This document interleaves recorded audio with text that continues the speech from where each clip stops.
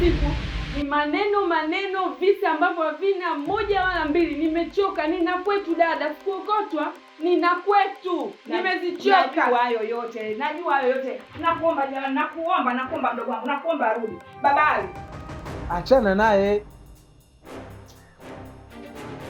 Vinachosha vitu, vinachosha ndani, nyumba haina amani kweli. Mpaka lini mume wangu?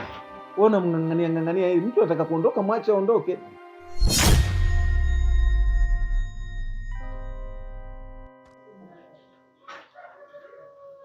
Babali. Nini tena mke wangu? Mume wangu, mimi sielewi hela gani ile uliyoiacha baba.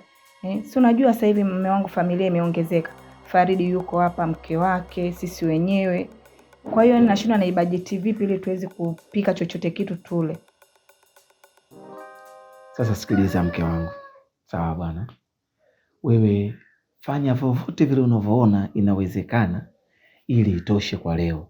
Kuanzia kesho tutarekebisha tu.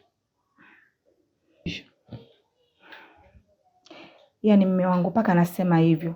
Nimeshaipigia mahesabu, haitoshi. Ukiangalia saizi hata chai watu hawajakunywa. Vitafunio tu 3000 na bakiwa na 2000. Ndani unga hatuna, gesi imenishia. Hivyo mume wangu kila ninapojaribu kupiga mahesabu naona kama hainitoshi. Sawa. Sasa sikiliza basi. Mimi ngoja nitoke. Hela niliyekupa fanya mipango ya asubuhi tu. Mchana mimi nitarudi kwa ajili ya kuweka mambo sawa. Karibu. Karibu. Karibuni. Odi. Shemeji. Jamani, karibu sana. Asante sana. Karibu shemeji yangu. Karibu. Karibu sana.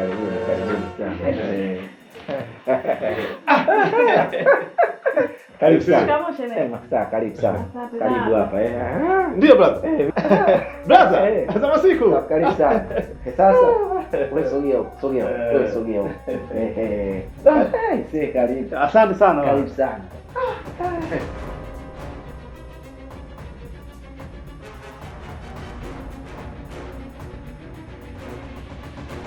Sasa nimewaita kwenye kikao hapa cha dharura hiki maalum. Kuna mambo nimeona tuyazungumze ya msingi tu. Mwanangu Ali, naam baba. Hiki kikao wewe hakikuhusu. Sawa bwana? Kwa kama hakikuhusu unaweza ukaondoka. Lakini kama ikikupendeza unaweza ukakaa ukasikiliza, nimekuruhusu tu ukae. Sawa bwana? Sawa, nimekuelewa baba. Kusikiliza sio kuchangia. Sijui umeeleweka hapo? Nimewaita kwenye kikao hiki jamani. Nadhani Faridi kakako karudi Kasongo. Na ujio wake ndio sababu ya kuitisha kikao hichi. Maana sitaki kuja kuulizwa maswali baadaye. Maana unaweza kumuona leo, kesho kutwa, mara mwezi, miezi, ukaanza kuniuliza maswali ambayo hayana kichwa wala miguu. Kakako karudi, manake yupo sana hapa. Huko alipokuwa anafanya shughuli zake za msingi kabisa, maisha yamemshinda, kaamua kurudi nyumbani. Kaona kwa nini apate tabu ugenini wakati na yeye nyumbani kwao kupo. Kanieleza mimi kakake, na mimi nikaona hapana, lisiwe langu peke yangu.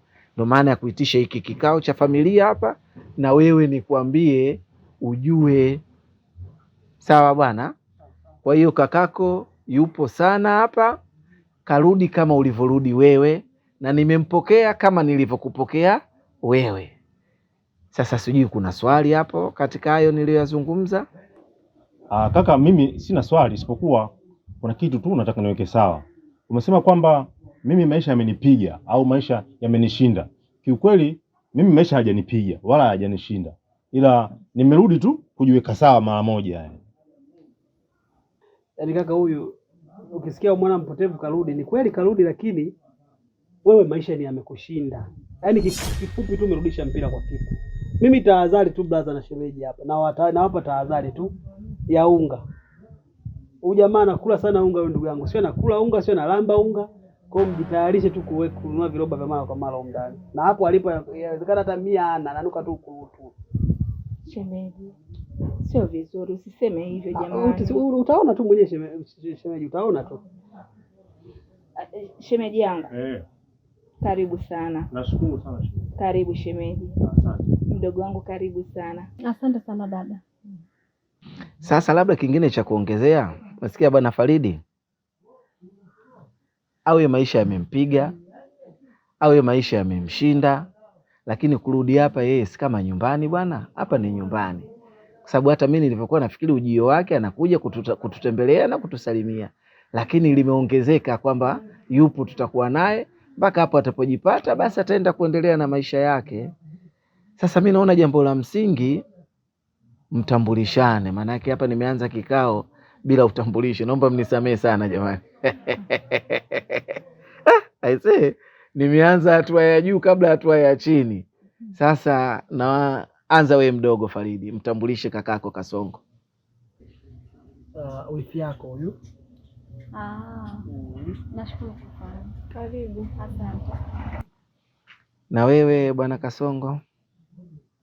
Sasa kaka, mimi sioni kama kuna haja ya kutambulisha kwa sababu si anajulikana kama ni mke wangu. Ndio utambulishe, mimi nimetoa utambulishe. Sawa, huyu mke wangu jamani, mke wangu huyu. Huyu mke wangu. Samahani, kuna jina nimelisikia kwa Faridi. Mimi namtambua kama Rameki Kanumba, au amenidanganya? Wewe ndio ule mzaa? Hapana, mume wangu. La kwako hilo. Familia unasikia nasema nini hapa? Mimi ndo kaka mkubwa na jina lake nalijua Faridi. Sasa kama nyinyi mlibadilishana huko mkapeana majina mengine, sio dhambi. Mtu hata ukiwa na majina 5 hakuna shida, lakini kwenye familia tunamjua kama Faridi. Sawa bwana? Hilo la Lameki huko mkikutana wenyewe. Sawa bwana? Kwa hiyo kama Kanumba, sijui Steve. Bwana basi sawa bwana. Kwa tunaweza tukaendelea na maisha mengine. Taarifa nadhani imefika hiyo. Sawa jamani? Kwa hiyo mtu anaweza kuendelea na shughuli zake.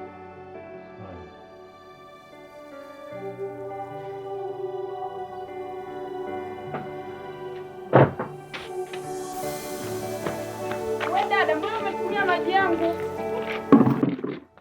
Maji yako yana alama? Uliweka alama kama ni maji yako? Yana alama, amejiweka hapa. Nakuuliza yana alama? Amejiweka afu kama usijibu dharau wewe. Umeyakuta maji hapa tunajibu nyuko amejiweka hiyo vipi? Ndio nishakujibu sasa. Wewe kaa kwa mipaka. Naweza nikakufanya chochote na mumeo, simuogopi, simuandafi, sijui unaelewa. Alafu siku nyingine uwe na adabu unapokuja mbele zangu, sawa Kumbuka kwa mimi ni mkubwa kwako. Haijarishi dada, mkubwa nini? Mkubwa kitu gani? Mkubwa ndio kutemdogo kaka maji uyatumie wewe usile.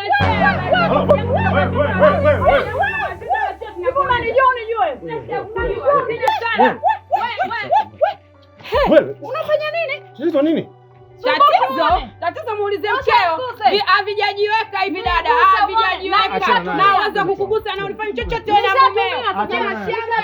Wewe unijui naona. Sina shida kukujua kama nani. Na ukiweka kesho unatumia tena. Jaribu. Yaani jaribu tena kutumia. Jaribu kuonyeshe, angalie. Mmekondeana nyie. Mmetoka kwani maisha. Nani kaokotwa? Sawa, mimi nimeokotwa mwenyewe, umeokotwa vile vile. Mume wangu kaniambia taarifa zako zote ninazo. Waangalie. Mmekuja tu hapa, mmetoka huko kote, mmekondeana kama nini? Kwani kwa mko hamna maisha? Washamba wakubwa nyie.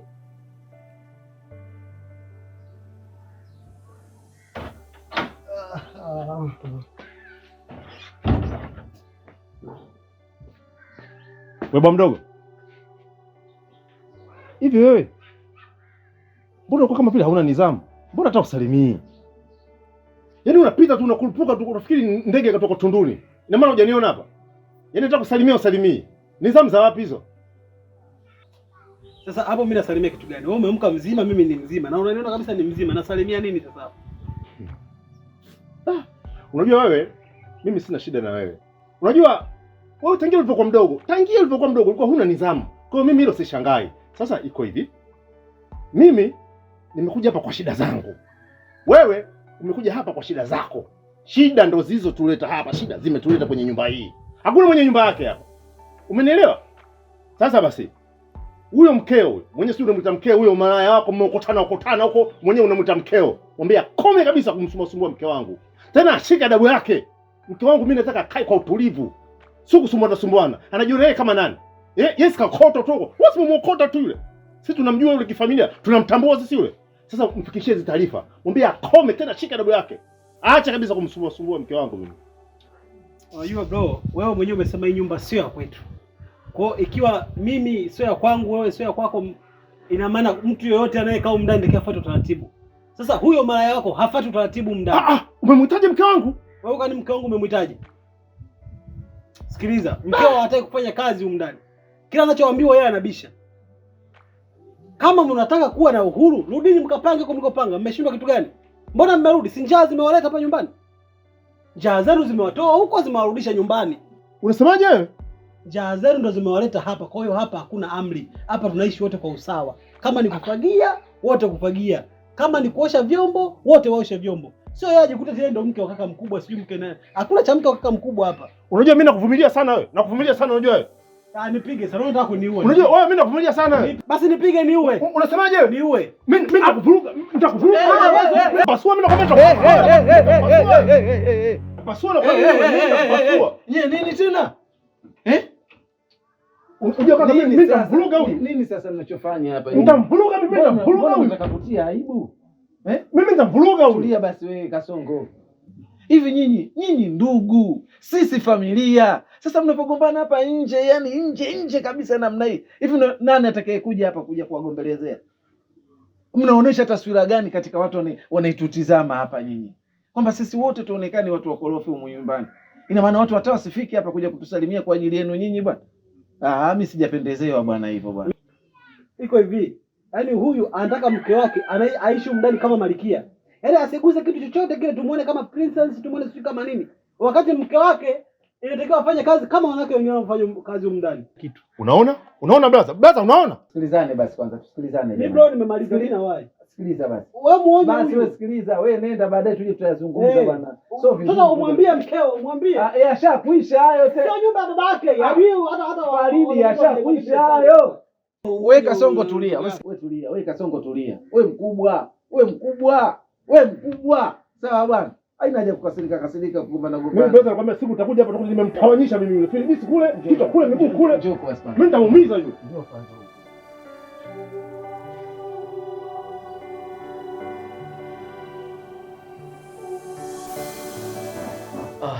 Mama. Niambie mwanangu. Samani, najua nimekuita fungua na shughuli zako za kufanya. Usijali mwanangu. Mtoto na mama kuongea ni kitu cha kawaida. Ni kweli. Mama, mimi kuna jambo nilitaka tuongee. Sawa. Kwa sababu mtoto kama mama yake. Inabidi nikimbilie kwako. Nahisi kwako lazima nipate msaada tu. Haina shida mwanangu. Mama, haya yanotokea hapa nyumbani kuhusu kina baba mdogo hawa, kikweli mama yanipendezi. Kweli. Na najaribu kuvuta picha nijiulize labda kwa matusi yao, vurugu zao, kipi labda mimi nijifunze kwao, kwa sababu wao ni kama mfano, ni kama kioo kwangu. Nagundua kuwa hakuna cha kujifunza. Sasa hiyo kwangu mimi ambaye bado sijaingia labda kwenye hao maisha labda ya ndoa na mambo mengine yananiharibu. Nikasema kwamba nikuite mamangu. Ujaribu labda, maana wewe ndiye mama, nakujua kabisa una hekima, busara. Sasa mama, nilikuwa naomba hili jambo ulifikishe kwa baba. Uongee na baba kuhusiana na wadogo zake hao. Na inaweza kaa vizuri sana labda kama baba ataamua mdogo wake mmoja achangiwe hata kodi, ili mradi akapange huko akae sehemu nyingine. Nahisi kutakuwa kuna amani hapa ndani kuliko kujazana wote ndani.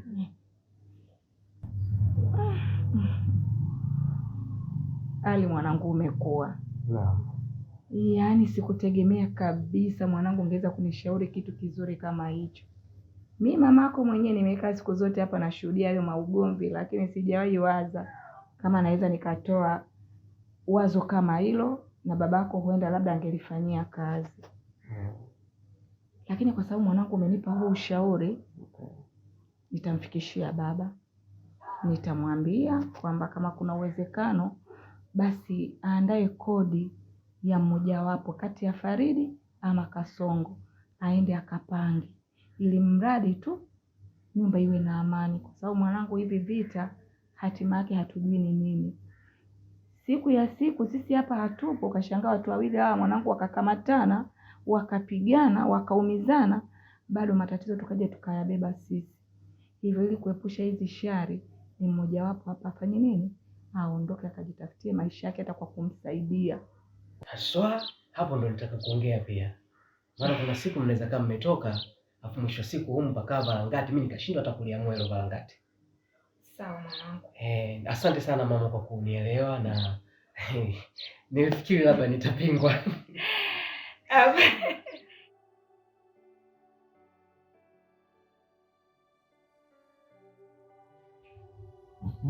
Baba Ali, nakusikiliza. Samahani mume wangu, kuna jambo nataka nikuambie.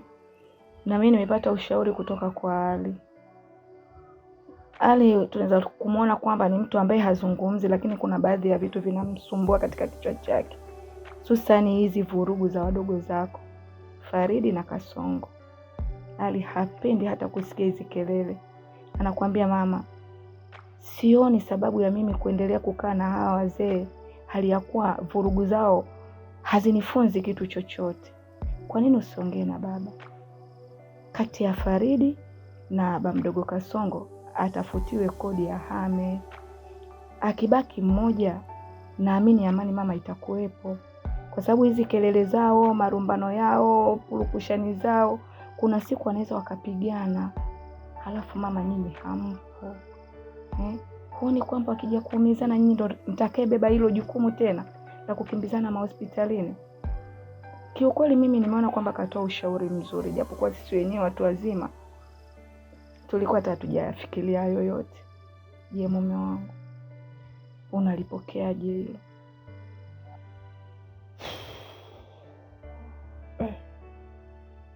Najua wakati unaniambia mume wangu nina jambo, nilishtuka. Nilikuwa nafikiri tayari huyu Kasongo au Faridi mmoja hapo tayari kasha kufanyia fujo au wametibuana huko, ndo unanifikishia taarifa. Presha tayari ilikuwa iko juu. Kwa kumbe ni jambo la hali kakufikishia taarifa wewe. Si wazo baya, ni wazo zuri.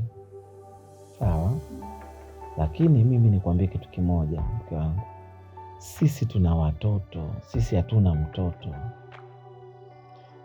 Nimeona kwa sababu hapa tunaishi na hali, na huyu mwingine pia yuko kwenye harakati zake, hayupo, ndio maana nimemzungumzia hali.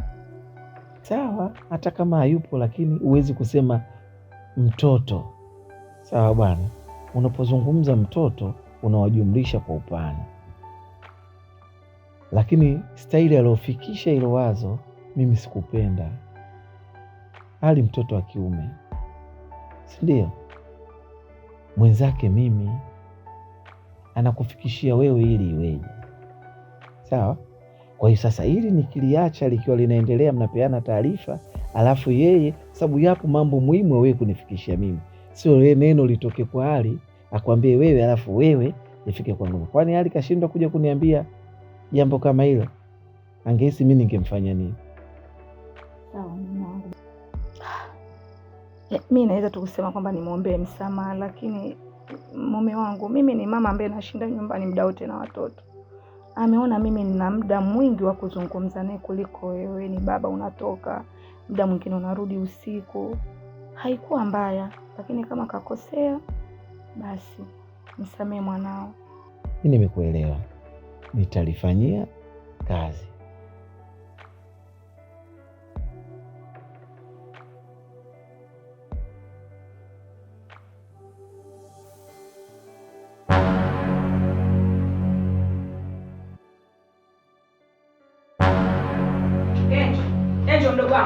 Nisikilize Angel, Sitaki, nimesema mimi sitaki.